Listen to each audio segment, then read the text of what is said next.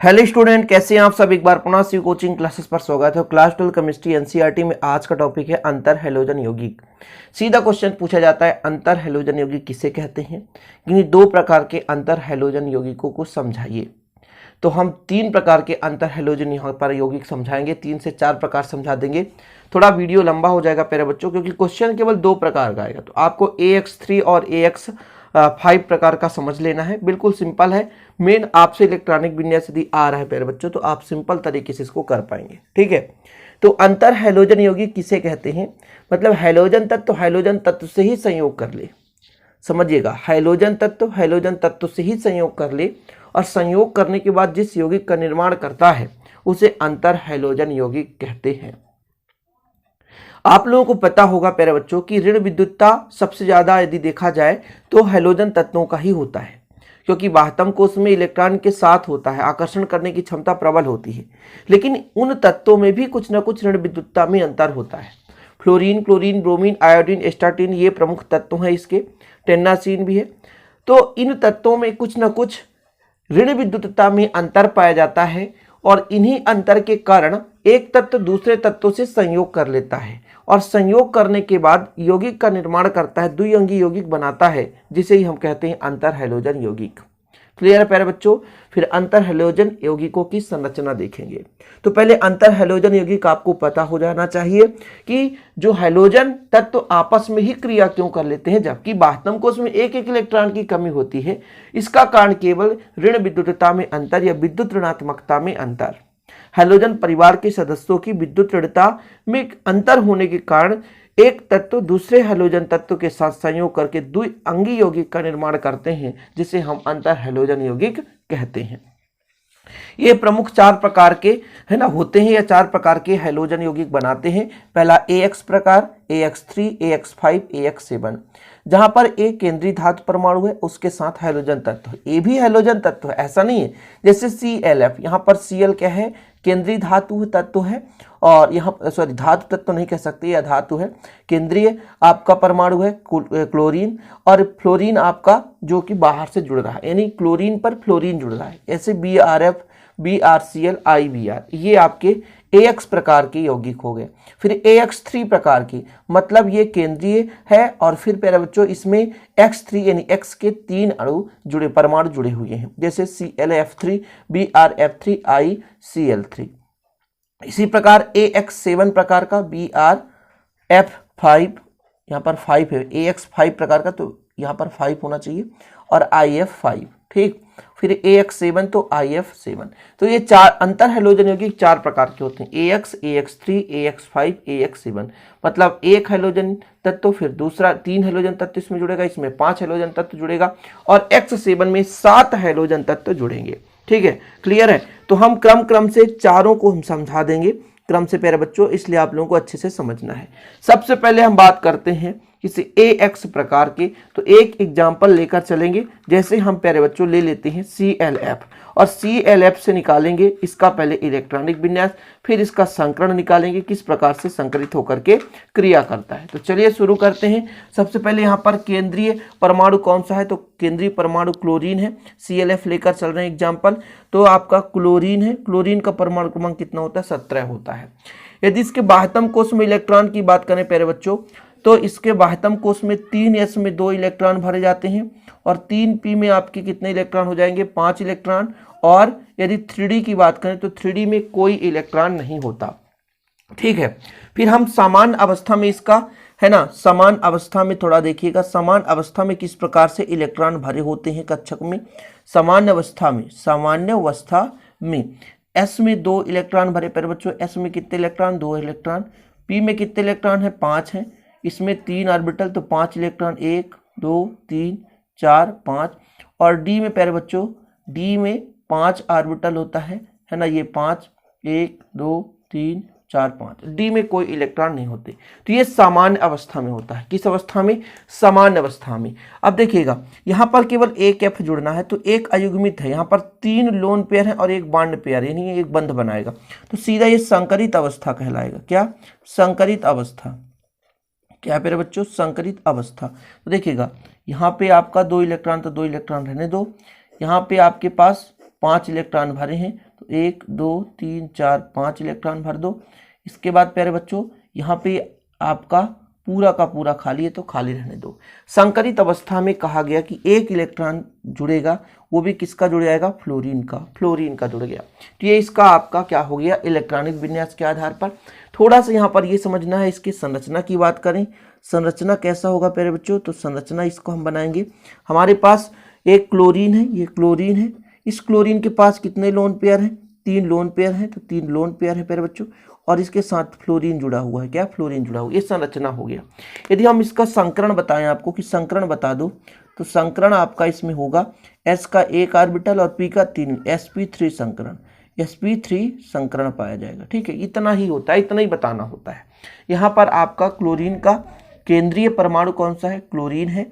ठीक है, मूल अवस्था में इसमें प्यारे बच्चों 3 इलेक्ट्रॉन जो 3 ऑर्बिटल जो है पूर्ण रूप से भरे होते हैं। तो यहाँ पर आपके पास लोन पेयर इलेक्ट्रॉन की बात करें तो 6 लोन पेयर इलेक्ट्रॉन, यानी 3 युग्म जो है लोन पेयर हैं और 1 बॉन्ड पेयर है, इसलिए एक फ्लोरीन यहाँ पर जुड़ जाता है।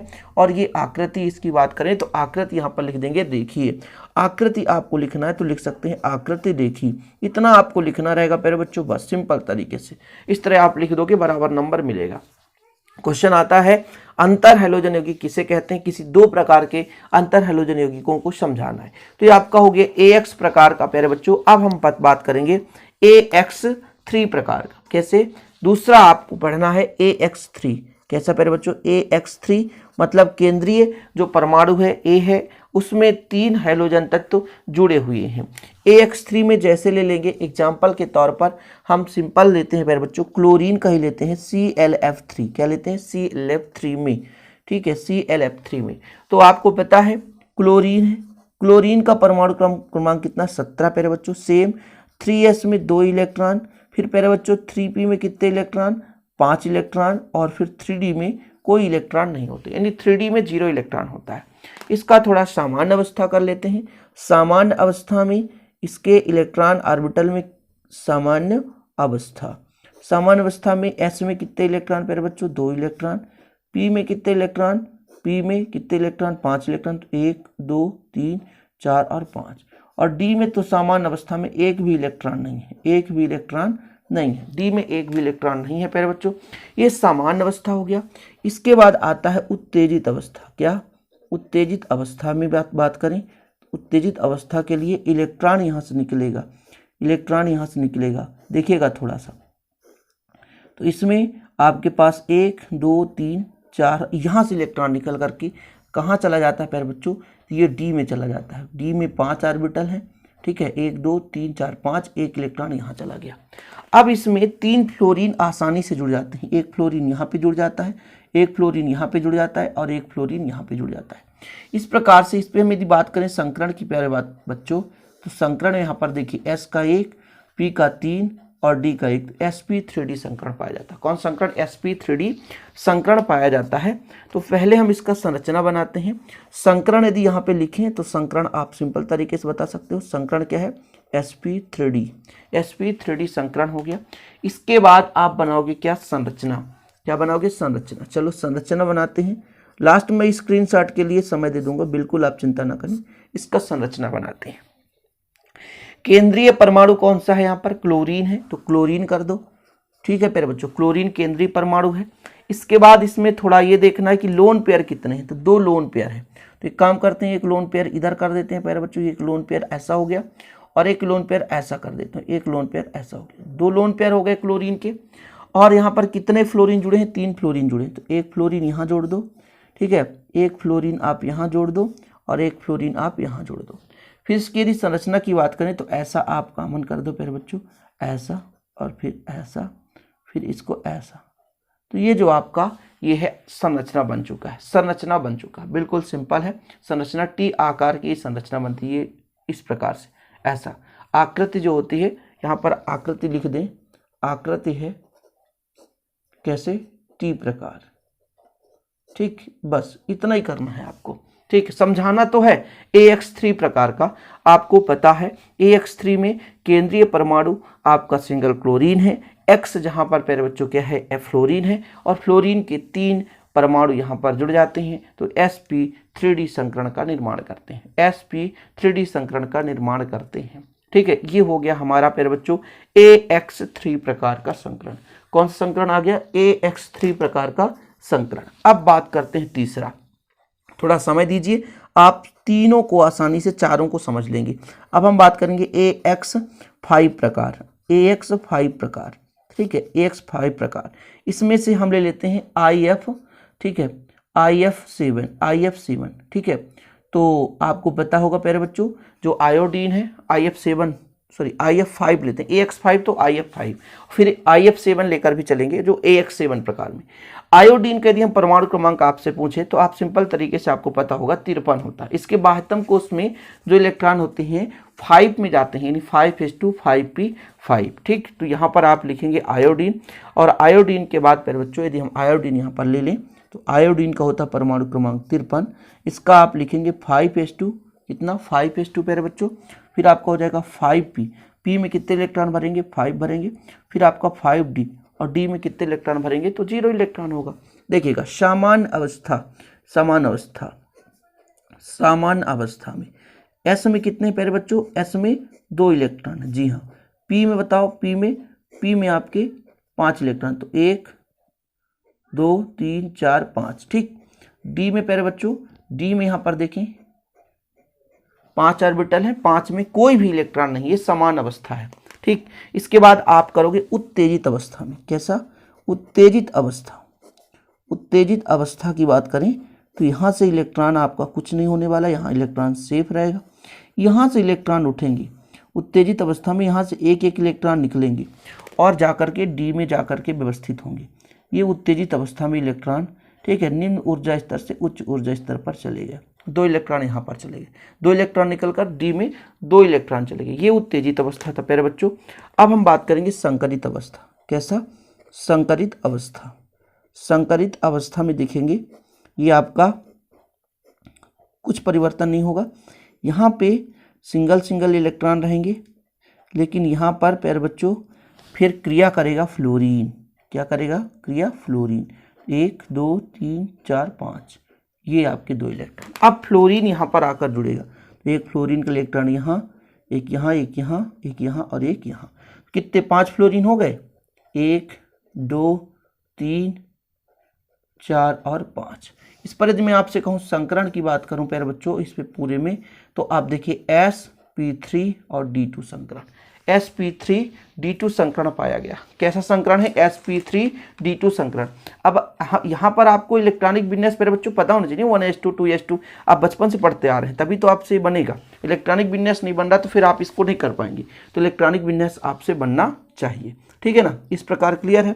तो संकरण यदि मैं आपसे कहूँ तो संकरण आप क्या बता दोगे? sp3d2 हो गया, संकरण हो गया। यदि इसके आकृति की बात करें प्यारे बच्चों, आकृति इसका बनता है वर्ग पिरामिडी। कैसे? वर्ग पिरामिडी, आकृति वर्ग पिरामिडी। तो यहां पर आपको बनाना पड़ेगा क्या? संरचना।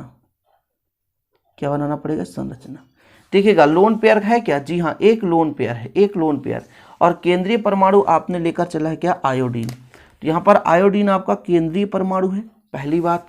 ठीक, इसमें कितने फ्लोरीन है? 5 फ्लोरीन। सबसे पहले तो एक लोन पेयर है, तो एक लोन पेयर आप बना दो, सिंपल। इसके पास 5 फ्लोरीन है, तो एक फ्लोरीन आप इधर जोड़ दो, एक फ्लोरीन ये हो गया, फिर एक फ्लोरीन आप इधर जोड़ दो, एक फ्लोरीन इधर हो गया, फिर एक फ्लोरीन इधर जोड़ दो प्यारे बच्चों, और एक फ्लोरीन इधर जोड़ दो, फिर एक फ्लोरीन इधर जोड़ दो, फिर इसको आप ऐसा, ये आपका संरचना बन गया, बस सिंपल। ठीक है, ये आपका संरचना बन गया। ये वर्ग पिरामिडी है। क्या? वर्ग पिरामिडी है। इस फ्लोरीन को ऊपर लिख दो ऐसा करके, ये वर्ग पिरामिडी संरचना बन गया। तो ये तीसरा था AX5 प्रकार। कैसा था? AX5 प्रकार। अब आपका बच्चा प्यारे बच्चों कौन सा? आपका बच रहा है चौथा AX7 प्रकार, जिसमें आपको एग्जाम्पल लेना है IF7। सेम आयोडीन आपका कितना है? आयोडीन आपका है 53, आयोडीन आपका है 53, तो 53। यहाँ पर 5s में 2 इलेक्ट्रॉन, 5p में 5 इलेक्ट्रॉन, 5d में कोई इलेक्ट्रॉन नहीं। ठीक, आपका रहता है समान अवस्था, समान अवस्था। ठीक है, 5s में 2 इलेक्ट्रॉन, 5p में कितने इलेक्ट्रॉन, 5 इलेक्ट्रॉन।